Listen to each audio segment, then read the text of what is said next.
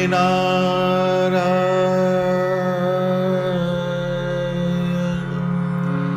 સ્વામિનારાયણ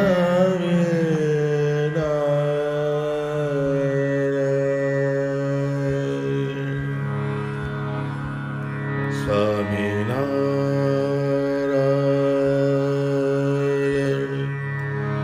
સ્વામિનારાયણ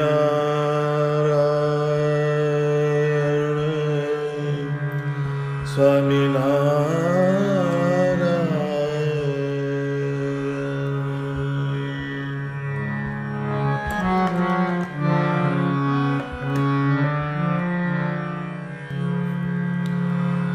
लिया नहीं संत का शरणा, लिया नहीं संत का शरणा, सीखा एक उदर का भरना, રહ્યા પર નાર સે રાજી, રહ્યા પર નાર સે રાજી, ગઈ સબ હાથ સે બાજી, હે अज्ञानी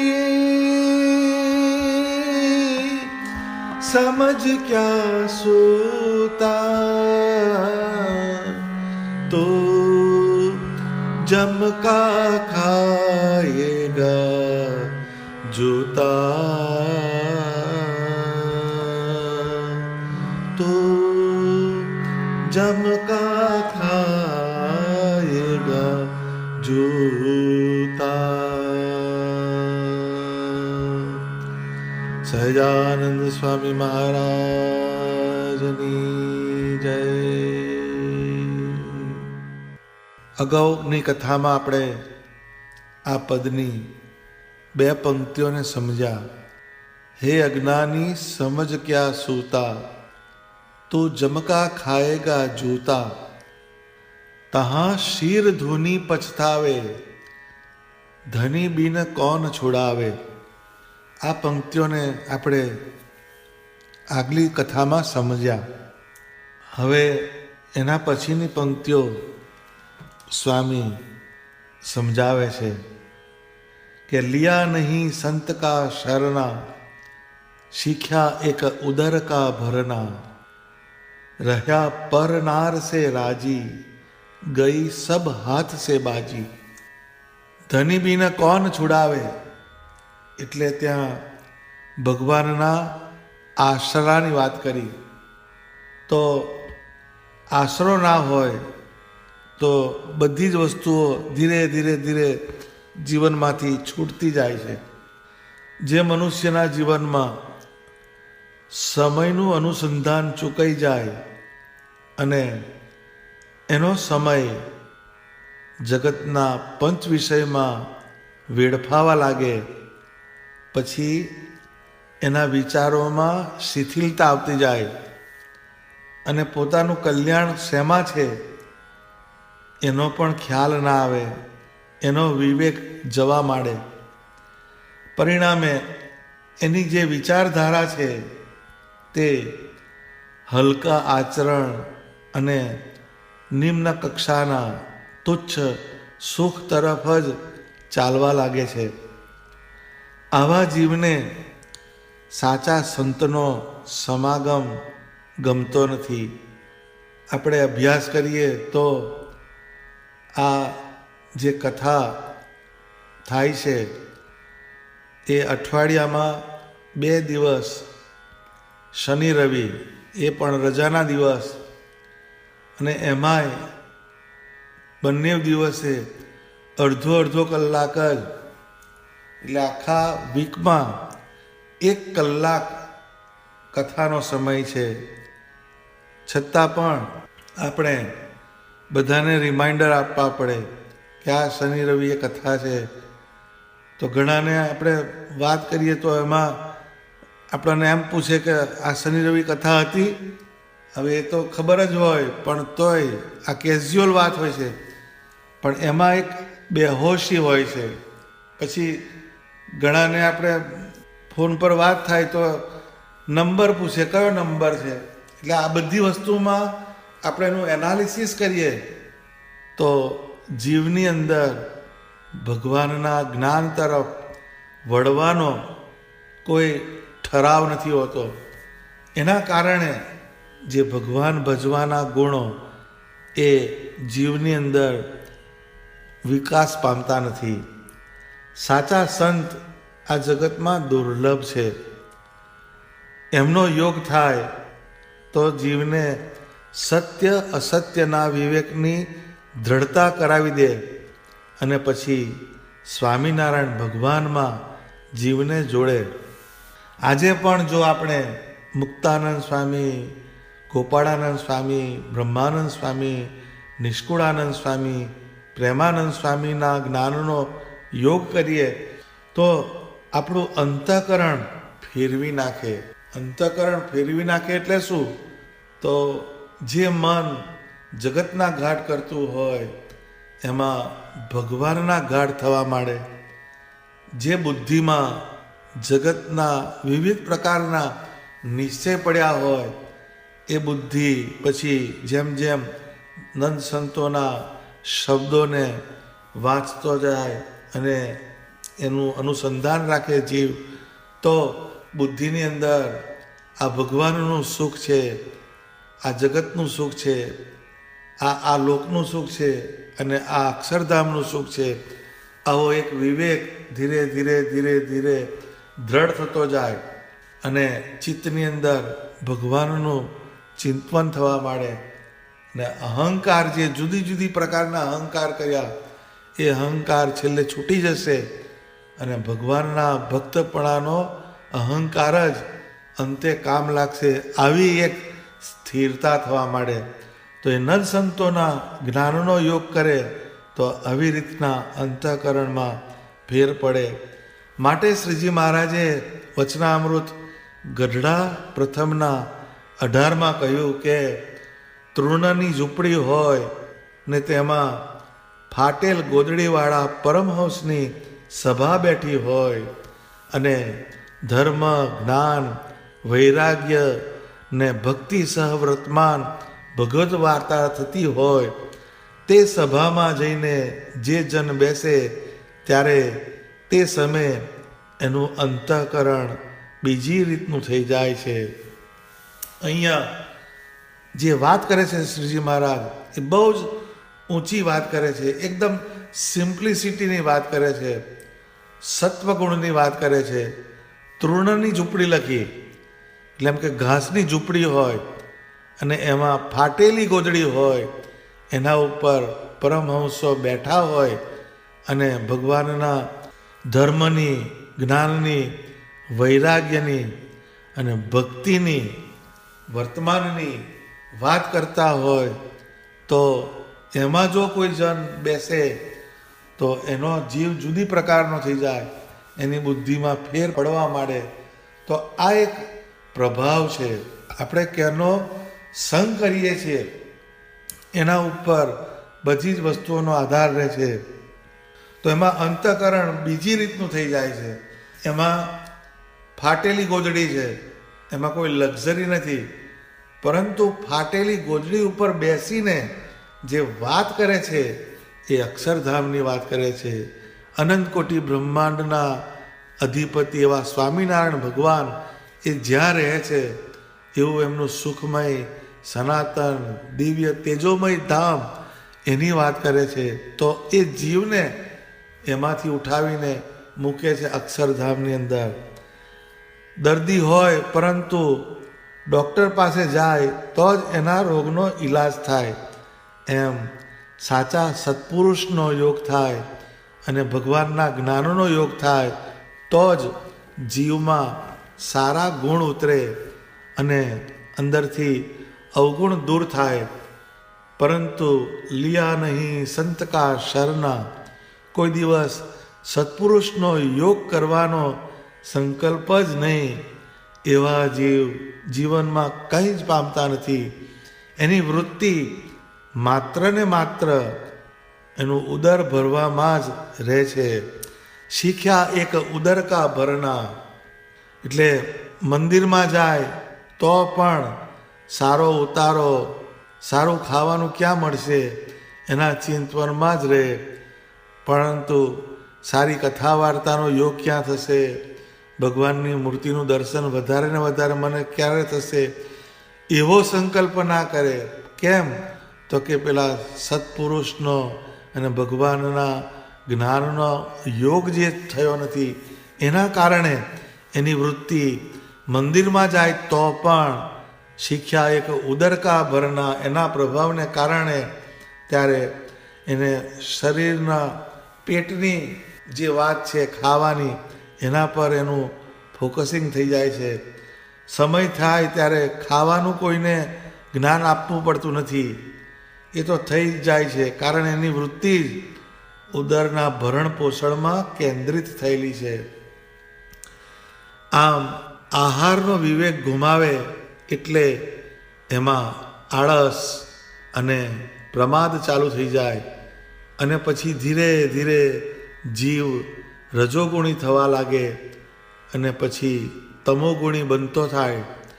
અને એટલે જ એને સત્ય અસત્યનો વિવેક ભૂલાતો જાય છે અને પોતે સંસારી હોવા છતાં એના મગજમાં બીજી સ્ત્રીના વિચારો ઘૂમવા માંડે છે. જીવનમાં અન્ય સ્ત્રી સાથેના વિષય ભોગના વિચારો ઉઠવા લાગે એટલે એ જુદા જુદા પ્રકારના ખોટા અને મલિન આચરણ તરફ દોરાવા લાગે છે. રહ્યા પર નાર સે રાજી, અહીં પરનાર શબ્દ વાપર્યો છે. પર એટલે પરાયું.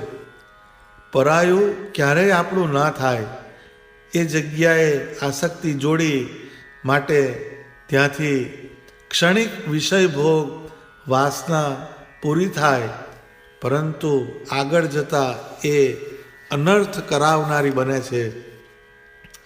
પારકી સ્ત્રીના ચિંતવનમાં જ જે ડૂબ્યો રહે એ પોતાના રોજના વ્યવહાર કાર્ય ફરજોમાંથી દૂર થતો જાય અને સમાજમાં પણ એની ખોટી છાપ ઉપસવા લાગે અને જગતના સજ્જન મનુષ્યો, સંતો અને ભગવાનની દ્રષ્ટિમાંથી તે ઉતરી જાય છે.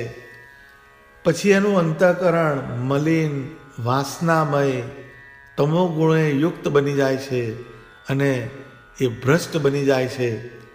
છેવટે એ ક્યાંયનો રહેતો નથી. સ્વામી કહે છે, ગઈ સબ હાથ સે બાજી, પણ હાથમાંથી બાજી જતી રહે છે. બાજી કહેતા એનો સંસાર છિન્ન ભિન્ન થઈ જાય, સત્સંગમાંથી દૂર થતો જાય એટલે ધર્મ, જ્ઞાન, ભક્તિ આદિ તત્વો પણ ક્ષીણ થતા જાય છે. એટલે જીવનમાંથી સુખ, શાંતિ, આનંદ દૂર થતા જાય છે અને એ જીવ સતત અશાંતિ અને ઉદ્વેગમાં જ ભમ્યા કરે છે. માટે સત્પુરુષનો યોગ રાખવો, સત્શાસ્ત્રનો યોગ રાખવો, જીવનમાં 5 વર્તમાન સંપૂર્ણપણે પાડવા, તો જ સંસારમાં અને સત્સંગમાં આનંદ આવે. એ આ પંક્તિઓનું હાર્દ છે. સ્વામી આગળ લખે છે કે માયા અતિ પાપ સે જોડી, ચલે નહીં સંગ એક કોડી. હો માયા અતિ પાપ સે જોડી, ચલે નહીં संग एक कौड़ी. आगे तो कठिन है रास्ता, आगे तो कठिन है रास्ता, जाएगा हाथ को घसता है अज्ञानी, समझ क्या सोता तो जम का खाएगा जूता, तो जम का खाएगा जूता। આ જીવ માયામાં જ જન્મે, માયામાં જ ઉછરે અને માયામાં જ મૃત્યુ પામે. એ માયાનું ઝાડું એટલું બધું જટિલ થઈ જાય છે કે એને દરેક બાબતનું અનુસંધાન માયાલક્ષી જ થઈ જાય. આપણે આપણી માયા ક્યાં જોડીએ છીએ એનો જો વિચાર કરીએ તો જ ખ્યાલ આવે. માયા અતિ પાપ સે જોડી. તો સંસારના વ્યવહારમાં બર્થડે પાર્ટી હોય, લગ્નનો પ્રસંગ હોય કે કોઈ છોકરાના એજ્યુકેશનની પાર્ટી હોય તો એમાં બધા જે સગાવાલા હોય, દેહના સંબંધીઓ હોય એને હિત કરીને બોલાવીએ, જમાડીએ. પરંતુ સારા ભગવદીય હરિભક્તોને ઘેર બોલાવીને એમને ચાંદલો કરીને કોઈ દિવસ જમાડ્યા? તો આ એક વાત સમજવા જેવી છે કે આપણે દેહની સાથે જે અનુસંધાન છે, એનું જે બોન્ડેજ જે છે એ દેહના સંબંધી સાથે જ થઈ જાય છે. આપણા કુટુંબમાં કોઈ માદું થયું હોય તો એને જોવા માટે ફ્રૂટ લઈને જાય, એને કંઈક સહાય કરવાની હોય આર્થિક તો પણ કરે. પરંતુ કોઈ હરિભગત માદા થયા હોય તો એના માટે આટલી ક્રિયા ના થાય. તો આપણી જે માયા જે છે એ દેહના સંબંધી સાથે જોડાય. માયા એક જગત વ્યવહારની છે અને બીજી શરીરની છે. શરીરની માયા એટલે આંખ, કાન, જીભ, ત્વચા, નાસિકા, હાથ, પગ, આ બધો આપણા શરીરની માયાનો સાજ છે. એ બધી જે માયા જે છે એ આપણે ક્યાં જોડી?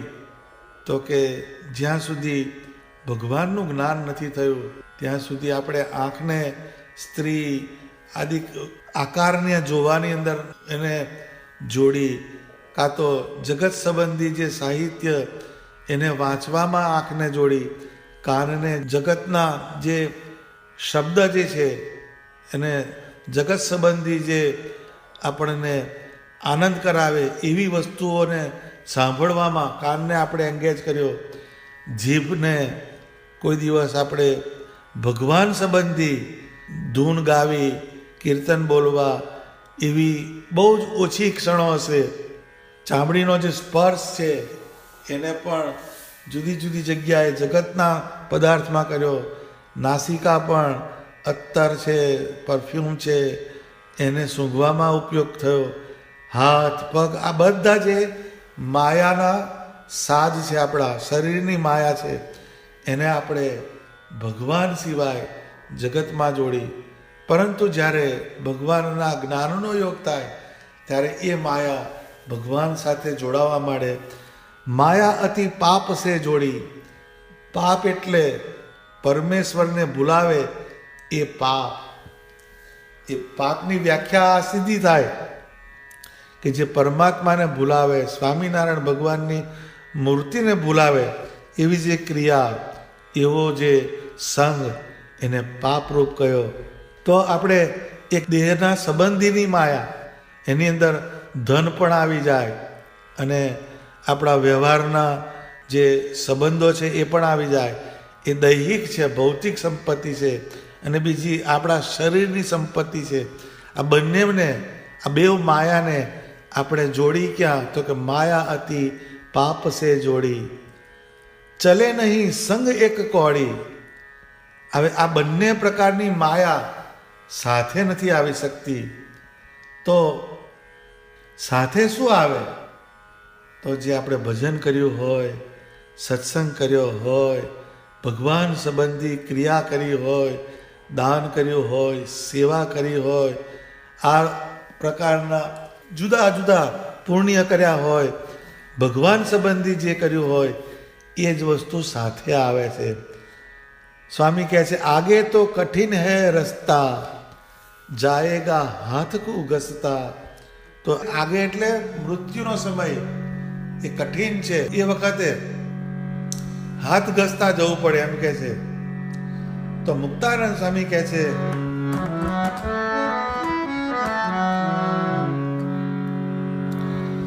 आन दान सब देश में, हुक्म न फेरत कोई, मुक्त कहे चेतन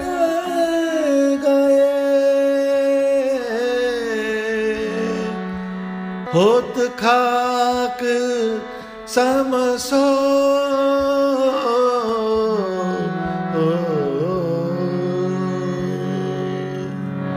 स्वामी कहते आन दान सब देश में, हुकम न फेरत कोई. એટલે જેની આણ વર્તાતી હોય, બધે મોટા મોટા દાન આપતા હોય, બધા જ દેશમાં એટલે બધા જ પ્રદેશની અંદર એની આણ વર્તાતી હોય, એના દાનની તકતીઓ લાગી હોય, હુકમ ન ફેરત કોઈ, એનું બોલેલું કોઈ ફેરવે નહીં. પરંતુ મુક્તાનંદ સ્વામી કહે છે મુક્ત કહે ચેતન ગયે, હોત ખાક સમસોય. પરંતુ જેવું એના શરીરમાંથી ચૈતન્ય જતું રહે એટલે એનો રાખોડો થઈ જાય છે. તો આવી જ બધી વસ્તુઓને જ્યારે અંત સમય આવે ત્યારે એ હાથ ઘસતો જાય છે. જે ભૌતિક સંપત્તિ ભેગી કરી હોય, એમાં ધન હોય, મેળી બંગલા મોટર હોય, હીરા મોતી જવેરાત હોય, સમાજમાં બધા માન દેતા હોય, પરંતુ જ્યારે આ દેહનો અંત આવે ત્યારે જો ભગવાન સંબંધી સત્કર્મ ન કર્યા હોય તો હાથ ઘસતા જ જવું પડે છે.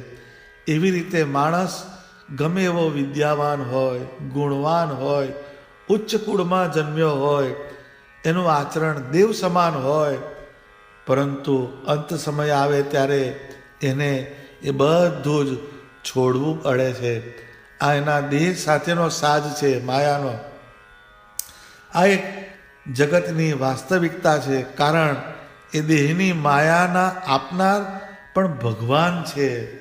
માટે ભગવાનની માયા જ્યારે ભગવાનને સમર્પિત થાય, એને અર્પણ થાય, ત્યારે જ જીવનમાં કંઈક શાશ્વત અનુભવ થાય છે. એ દેહની માયા જ્યારે ભગવાનને સમર્પિત થાય એટલે આપણી ઇન્દ્રિયો જે છે એ ભગવાનને વિશે જોડાય ત્યારે જીવ ભગવાનના ધામ તરફ ગતિ કરે છે. એને હાથ ઘસવા પડતા નથી. તો આ એક એનો બહુ સરસ ઉપાય સ્વામીએ બતાવ્યો. સ્વામી આગળ કહે છે અંતમાં, ब्रह्मानंद कहत है भाई, भजो सहजानंद लेलाई, मटे सब जन्म का फंदा, मटे सब जन्म का फंदा, करे जो महर व्रज चंदा, हे अज्ञानी समझ क्या सूता, तो जम का खाएगा जूता, तू जम का खाएगा जूता. આપણે આપણા જીવનનું સરવૈયું કાઢીએ તો આ મનુષ્યનો દેહ જે આપણને મળ્યો અને આ દેહે કરીને જે કર્મો કર્યા એનાથી સામાજિક, વ્યવહારિક, આર્થિક લાભો પ્રાપ્ત થયા. પરંતુ એ બધું જ અહીં મૂકીને જવાનું છે. સાથે કોઈ વસ્તુ આવે એવી હોય તો એ ભગવાનનું ભજન છે. માટે બ્રહ્માનંદ સ્વામી ખૂબ જ વ્હાલ અને પ્રેમથી સલાહ આપે છે કે ભાઈ, આ દેહ અને આ જે વ્યવહારની અંદર તને જે બધું મળ્યું તો એ આ દેહે કરીને ભગવાન સ્વામિનારાયણનું ભજન કરી લે. ભજો સહજાનંદ લેલાઈ. લેલાઈ શબ્દનો અર્થ સમજવો ખૂબ જ જરૂરી છે. એ અપભ્રંશ થયેલો શબ્દ છે. લેહ વત્તા લાઈ એટલે લેલાઈ.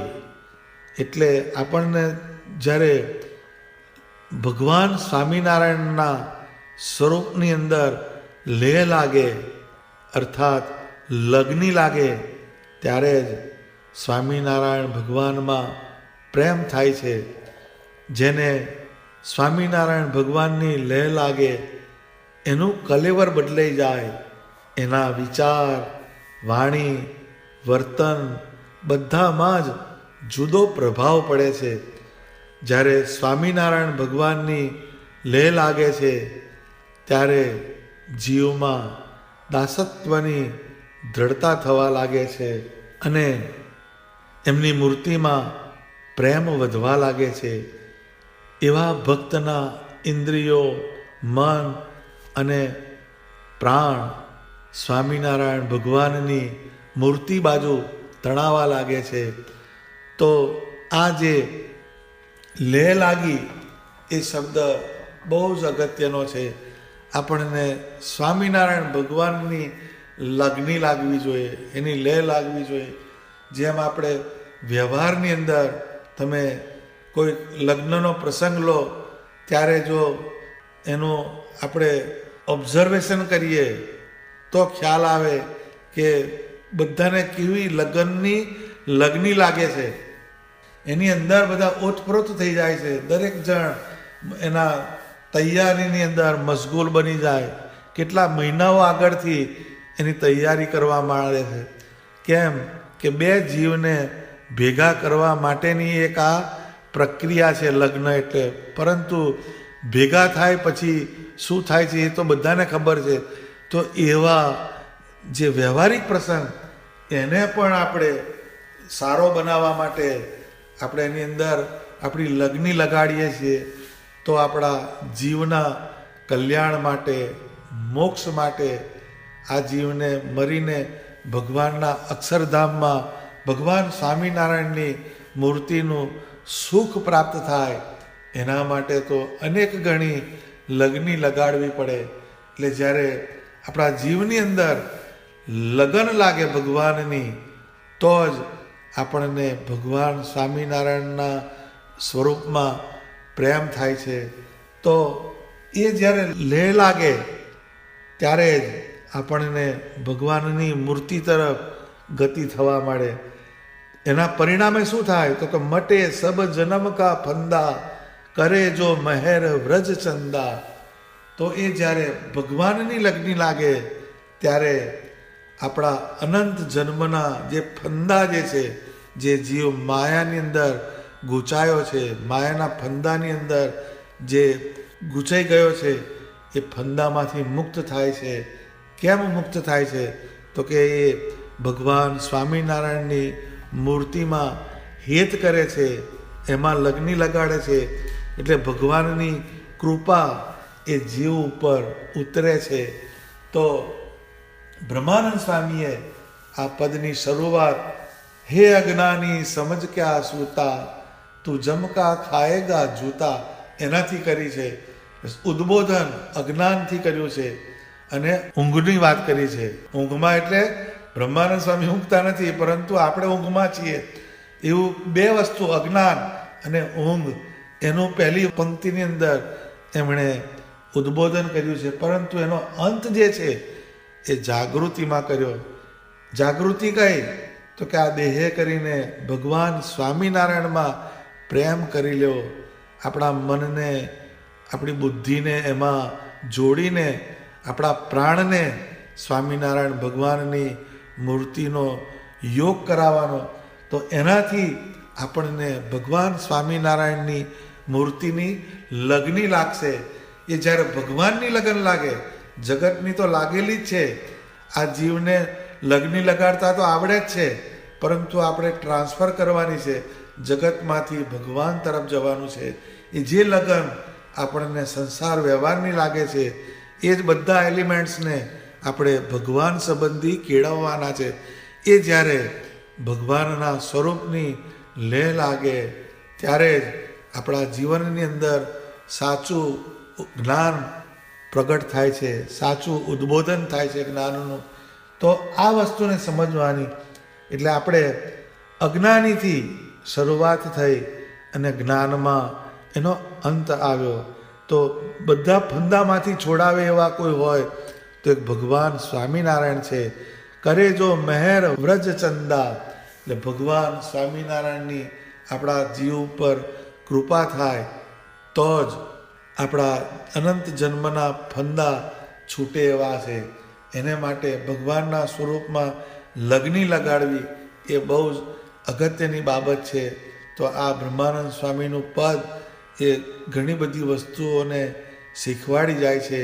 એને જો આપણે આત્મસાત કરીએ તો આપણને સત્સંગનો ખૂબ જ અંદરથી અહોભાવ થાય અને ભગવાન પ્રત્યે એક દિવ્ય ભાવ જાગે અને ભગવાનના સ્વરૂપમાં પ્રેમનું અંકુર ફૂટે અને આપણા જીવનની અંદર ધન્યતાનો અનુભવ કરાવે એવું આ પદ છે. સહજાનંદ સ્વામી મહારાજની જય.